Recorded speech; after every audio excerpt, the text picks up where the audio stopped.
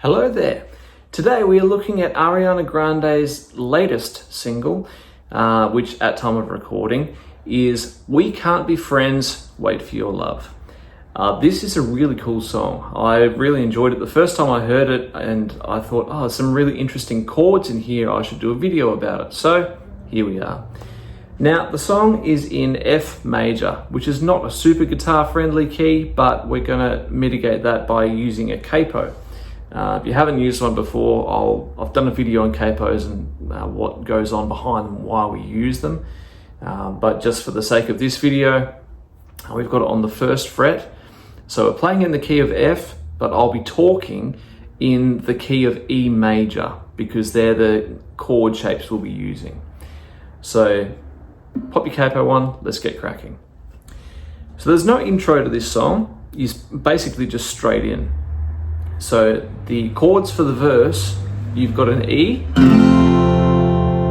to an A,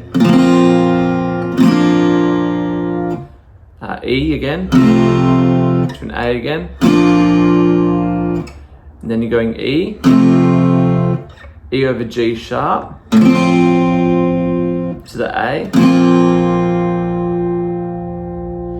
and then we're going to go to a C sharp,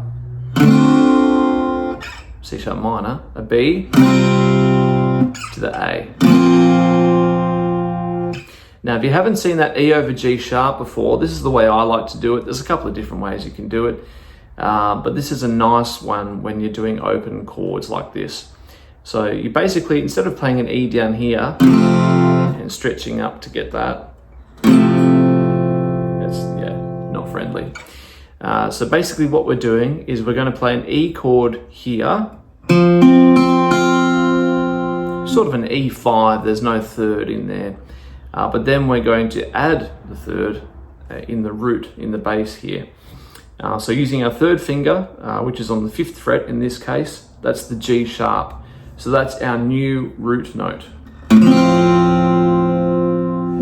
So it gives the verse some flavor as it goes up the chord shapes there, like so. So nice to have a little bit of movement there.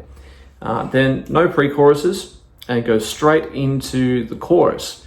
Now there's a really nice melody here. So we're basically going from the E to the A,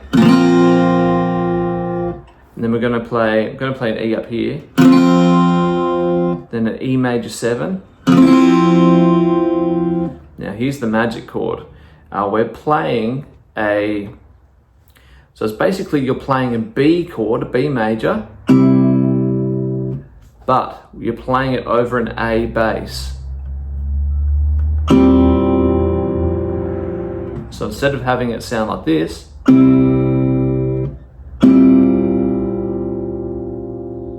so it's and then it goes down to the A, and then a pretty standard C sharp minor, B, A, walk down after that.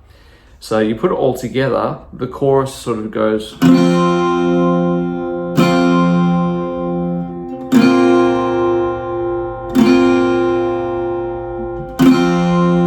major 7, there you go.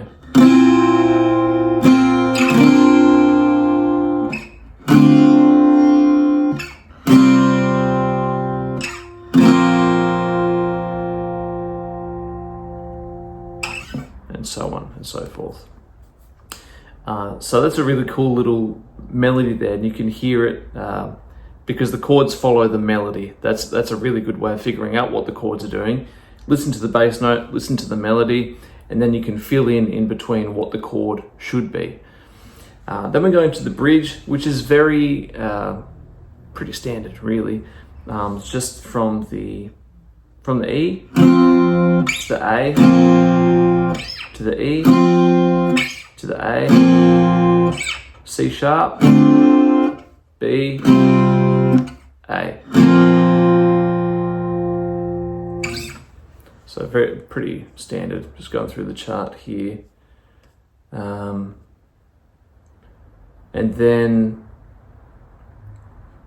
there's an outro as well, which just modulates between the 1 and the 4.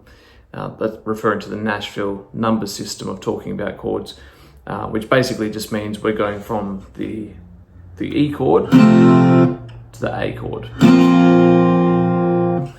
So what I'll do is I'm just going to do a top and tail. So I'll play the whole song through so you get an idea of what it should sound like if you were to just put it all together. And then hopefully it makes a little bit more sense rather than just meandering through it piece by piece. You'll get to hear the whole thing put together. So let's do that.